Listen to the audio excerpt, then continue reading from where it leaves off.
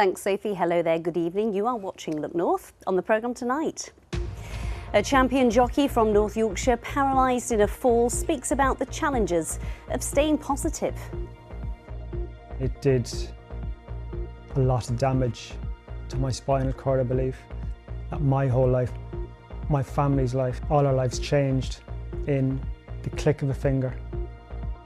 We'll hear about his charity work too. Also tonight, speeding through the city, plans for new restrictions in Leeds to prevent e-bikes using pedestrian areas. Fishlake is our village, the place that we call home. The village of Fishlake turns the story of the 2019 floods into a piece of theatre, and the special sporting talent which has sprinted through Leeds Beckett University is celebrated at an event this evening. And for the first time this week, blue sky has been spotted along the east coast. Most of us have been cloudy, but will we see some sunshine tomorrow? Join me for that detailed forecast.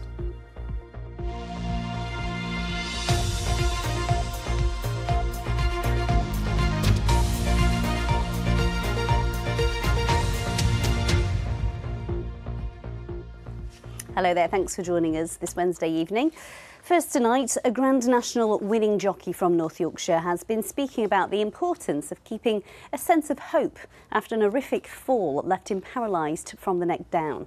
Irishman Graham Lee, who lives in Bedale, suffered severe spinal cord damage when he was unseated from his horse at Newcastle Racecourse in November 2023. The 49-year-old is now helping to support the work of the charity Spinal Research. Our health correspondent Jamie Coulson has been to meet him. They're the original colours when Amberley won back in 2004. It was a magical day. Graham Lee's victory at the Grand National on Amberley House was a high point in a glittering career that saw him ride more than 1,000 winners over the jumps. The father of two then switched to flat racing, where he had similar success, including winning the Gold Cup at Ascot in 2015.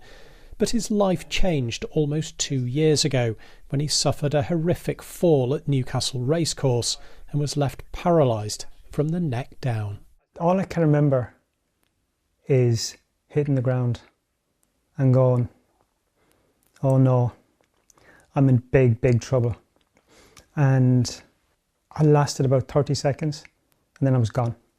It did a lot of damage to my spinal cord, I believe.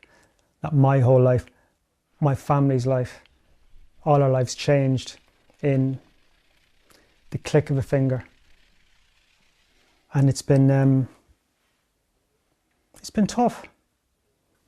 I can't cuddle my wife. I can't put my arm around my daughter and say, after a musical theatre performance, that was class, well done. I can't put my arm around my boy after he's played 90 minutes of football.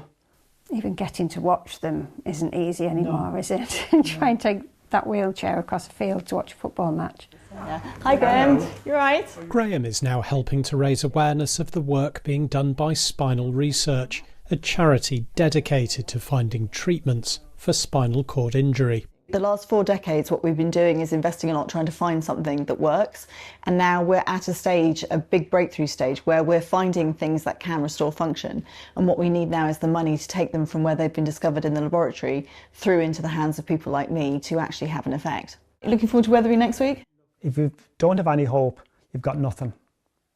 So I'm going to help Tara and the Spinal Research team.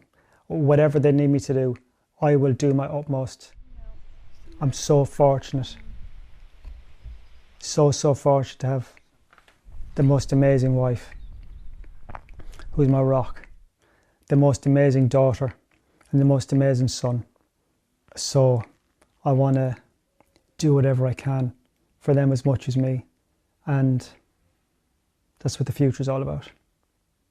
Jamie Coulson, BBC Look North. Gosh, a very touching interview there, and we wish him and his family all the best. Now, if you have been in the centre of Leeds in recent months, then you'll know exactly what this is, an e-bike. And as food delivery services have become increasingly popular, there have been more of them navigating the streets. But with that increase comes collisions and near misses with pedestrians in busy places like Briggate.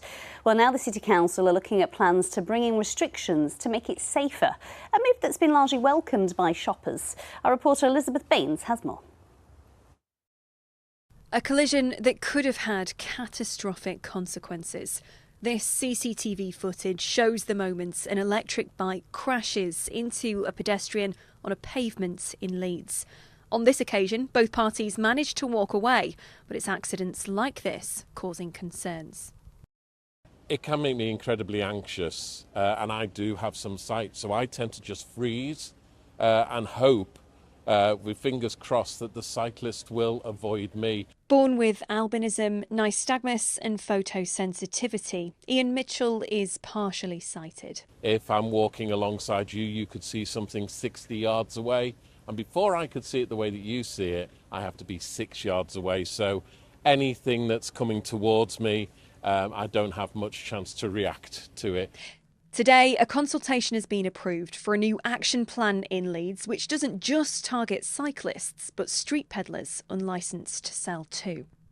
Included in this action plan would be an extension to the pedestrianised hours. Any cyclists hoping to ride down Briggate between the hours of 10 a.m. and 8 p.m. would have to dismount. And there'd also be a restriction on peddlers, which the council says can be associated with antisocial behaviour and the sale of counterfeit goods. Actually, over the years, as technology's moved on, it's made it inappropriate to mix people and these kind of souped up electric bikes even more, and we want to give the police the powers to crack down, particularly on some of those illegal bikes, but actually make it safer for pedestrians by saying, this is a pedestrian zone, you'll need to dismount. And how do you defend this move to kind of prohibit e-bikes to somebody who is using one to commute to work, for example? We're making loads of really great safe cycle routes. We're making it safer to cycle. If you're coming before 10 a.m, you'll still be able to use these areas. This is only a restriction within kind of the daytime hours. So if you're aiming for a 9 a.m. start, you'll still be able to use Briggate to cycle down. If you're arriving in Leeds a bit later, you'll have to cycle round. With more than 250,000 people walking down Briggate every single week, it's one of the busiest high streets in Yorkshire. Now, it's already a pedestrianised area, but the council says that this action plan will improve safety for shoppers.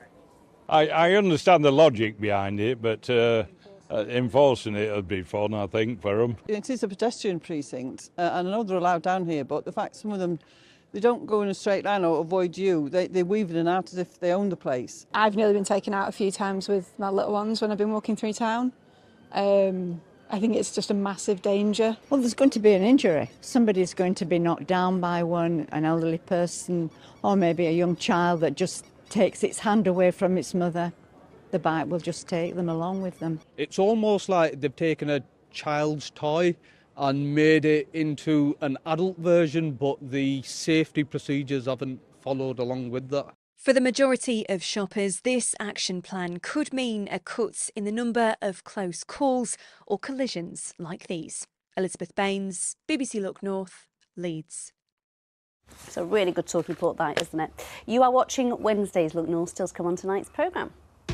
Hey, attention class, we are chatting to the stars of Channel 4's Educating Yorkshire.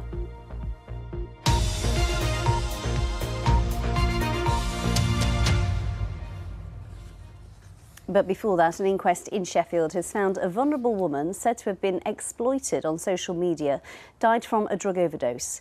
Keely Thornton, known online as Sheffield Keely, died in January, aged 34, after suffering a cardiac arrest in Sheffield city centre. Mark Ansell reports. Keely Thornton, who had worked as a carer, was homeless and struggled with alcoholism due to a number of mental health problems. The coroner said the cause of her death was as a result of multiple drug toxicity, a drug overdose, including spice, diazepam and alcohol. Keely had been filmed many times singing, dancing and swimming in a water fountain while under the influence of drugs or alcohol, sometimes after being paid. Now, these clips were shared on social media where they gained millions of views and likes. Tim Renshaw from the homelessness charity The Archer Project accused social media users of exploiting Keely for entertainment. I personally think of it as an abuse. You know, I can't go into somebody's home and film them doing either happy, sad things. And when somebody's on their uppers in life, yeah, they're probably going to accept money for doing things that they wouldn't accept money for at other times in their life. When you're in need, you do things that are about need. And we should know that. And we should respect that and not put people in the position where they're going to be entertainment bait. In a statement read at the inquest, her mother Sally described Keely as kind-hearted with a great sense of humour. Her family loved her dearly. Her mother said Keely had been offered accommodation the day before she died and had seemed in high spirits and positive about the future. This, her mother said, could have been a turning point for her. Sadly, we will never know. Mark Ansell, BBC Look North, Sheffield. Let's take a look at some other stories coming into the newsroom now. A former funeral director who now lives in West Yorkshire has pleaded guilty to 36 charges of fraud after a major investigation into human remains found at his premises in Hull. 47-year-old Robert Bush was surrounded by police officers and faced angry scenes outside Hull Crown Court today after admitting 35 offences of fraud by false representation and another of fraudulently running legacy independent funeral directors. He denied 30 counts of preventing lawful and decent burials and one charge of stealing money from charity collection boxes. He'll face a trial at Sheffield Crown Court in October next year. A prisoner arrested over the murder of a 13-year-old girl in Hebden Bridge more than 30 years ago has been bailed. Lindsay Reimer left her home in the town in November 1994 to buy cornflakes but never returned. Months later, her body was found in the Rochdale Canal, weighted down with a stone. West Yorkshire Police said the man, who was arrested on Monday at an unnamed UK jail, has been returned to prison while inquiries continue. A mum from Sheffield says she is delighted that her son has been gifted a new para-ice hockey sledge. You might remember that early this month we heard how Matthew, who has cerebral palsy and is a member of the Sheffield Steel Kings disability team, had his specially designed sledge stolen. Well, after appearing on Look North and fundraising to try and get a replacement, they were contacted by Basingstoke Bisons, who've donated him a brand new sledge. It means the money the family have now raised can pay for a new sledge for someone else in the Steel Kings disability team. Here's the moment that Matthew found out just after his 14th birthday.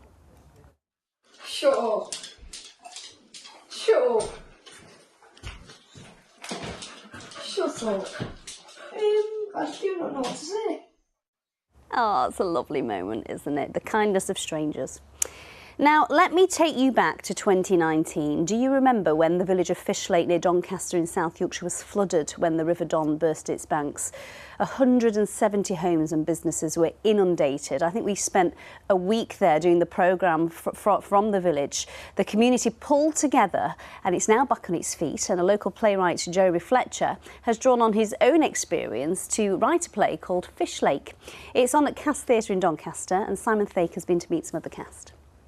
In 2019, great swathes of South Yorkshire were devastated by floods. None more so than the village of Fishlake in Doncaster. 6 years on, and the stories from that community have been compiled for a new production at Cast Theatre. And then I sat in the house, turned the gas off. Fishlake, a village underwater, was written by Jeremy Fletcher, a local playwright whose own house was ravaged by floodwater. I came down here and there was a pool of water already, a bit like a swimming bath when you've got to wash your feet, this area where it's a bit lower.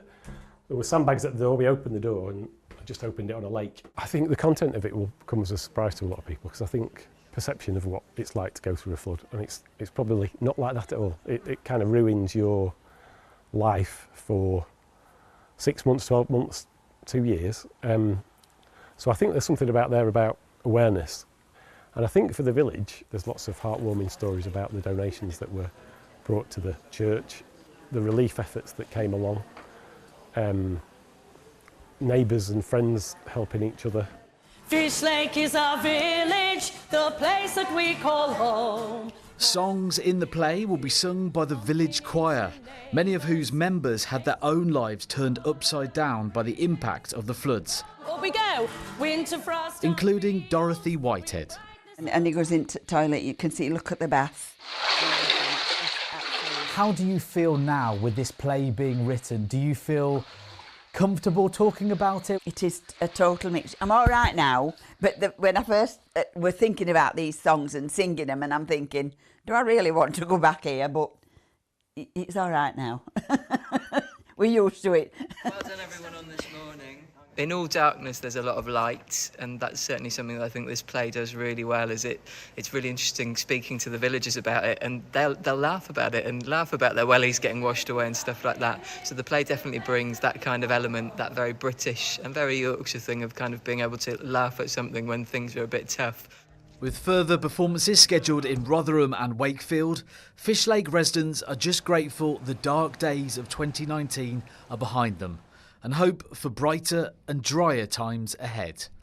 Simon Thake, BBC Look North, Doncaster. Now, teachers and pupils at Thornhill Community Academy in Dewsbury have been put under the spotlight again for another series of Educating Yorkshire, more than 10 years after the first programme aired. Have you been watching it? I am hooked.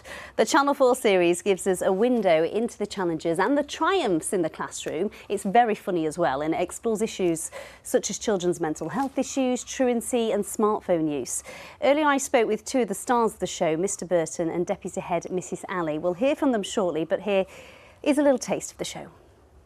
Stop talking! Stop talking. Do I make myself clear? Educating Yorkshire is back. What's happened since we last saw you 10 years ago? Times are different, aren't they? Get rid of Snapchat, get rid of TikTok, get rid of Instagram. I'm hoping that you're mature enough to tell me who it was. Who made the big noises?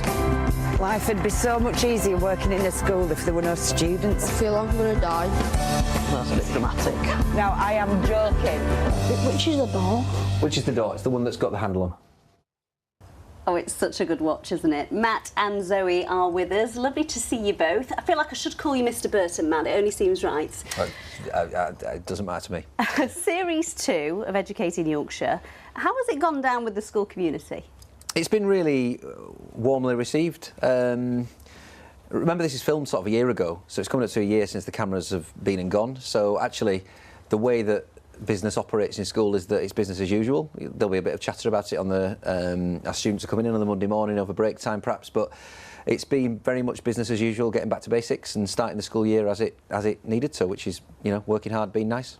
Some of our viewers might recognise you from the first series of Educating Yorkshire when you were the English teacher at the school. You're now in charge. How much has school changed in that time? I mean, schools have changed.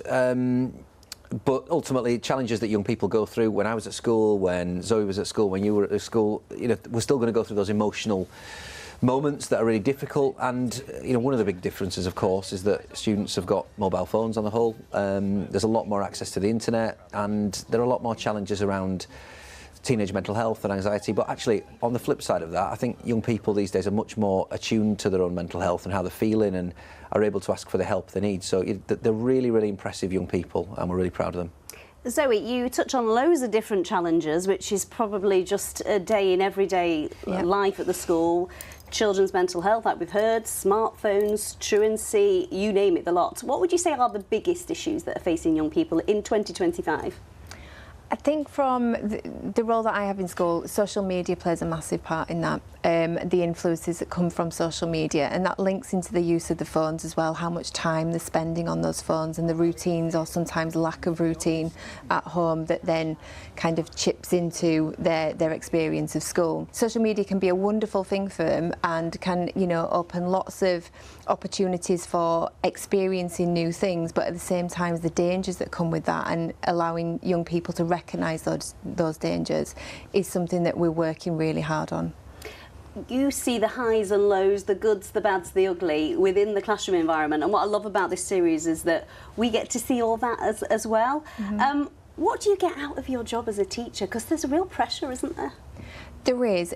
I always say it's one of those professions you've got to absolutely love it to be in it. I mean, young people are so wonderful. We do see the highs and lows, and we see that in every minute of every day, don't we? There's always a drama somewhere, and then there's something really positive to celebrate, and we go through those highs and lows every day. I think that's what makes the job so special, though, because there's not many professions where you are thrust kind of front and centre into somebody's lives, and for the 5 years that they are with us, that's very much our role. Very briefly, the highs of this series for you, Mr. Burton.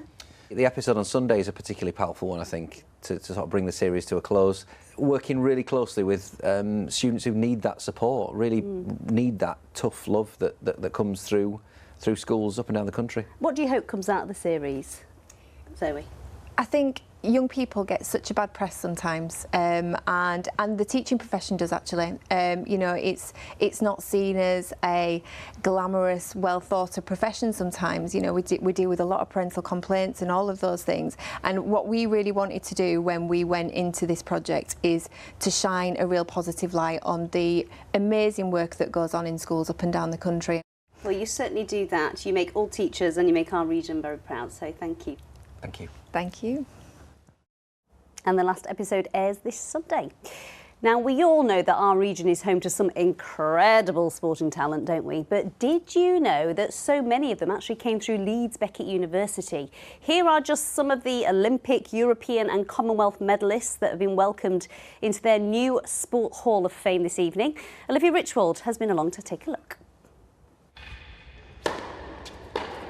Imagine being a teenage sports-mad student and arriving here. How inspiring would it be to see a long list of famous former students who've come before you and achieved amazing sporting success?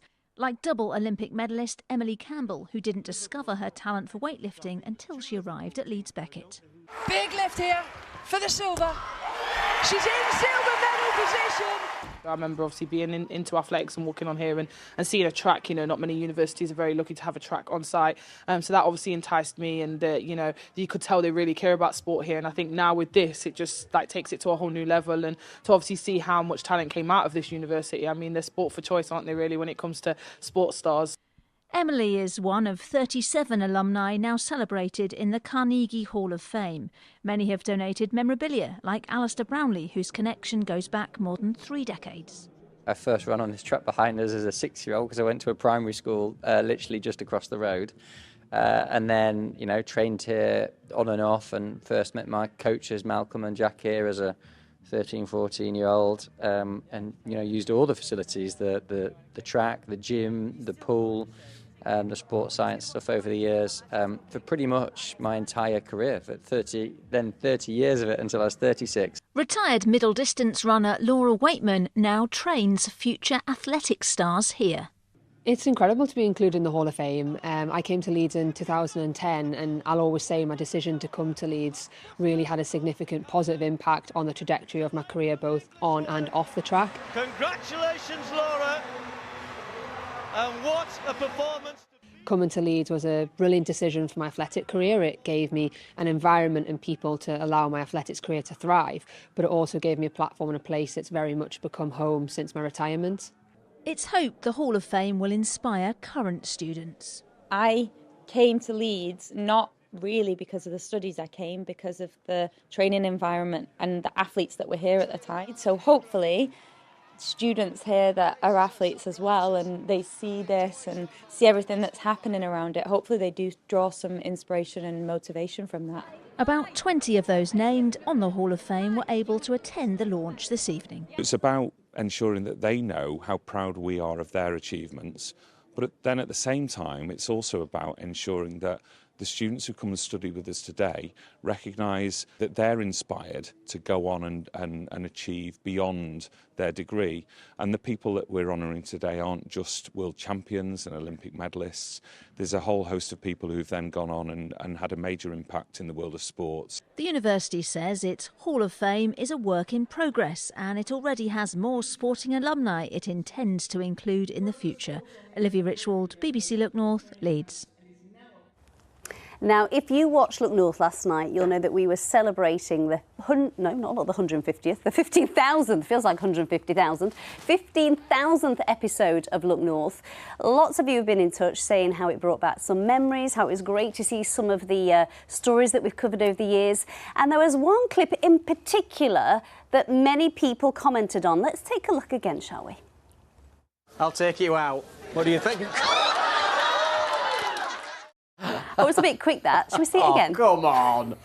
I'll take you out. What do you think? It gets me every time. I could watch that all day long. I mean, they've got you've gone a bit red. They've got very, very hard heads. That could have done me quite an injury, couldn't it? So have you, so you're probably all right. I did feel the fur. Good reactions to get out of the way, I thought, actually. Oh, it didn't actually make contact? Just touched me, but in those days I had good reflexes. I'd probably get battered now, wouldn't I? Anyway, would you like it? That's enough of that. You're not going to play it again, are you? Well, I don't know. It depends how nice you are. Fantastic. Right, let me show you a couple of pictures from today. Look, Scarborough. Can you believe it? We finally, as forecast, if I may add, some blue sky right along the coast. Not just Scarborough, we had Filey as well, and the North York Moors. Some breaks came in. That's a beautiful picture there with the Highland cattle on his own there, looking for some sunshine, no doubt. There might be a few breaks to come in the next 24 hours as well, so hopefully we'll get lucky and see at least a little bit of sunshine. Address is out on your screen right now if you see any elusive blue sky. And that was Filey this afternoon as well with a bit of blue sky. Tomorrow then mostly cloudy.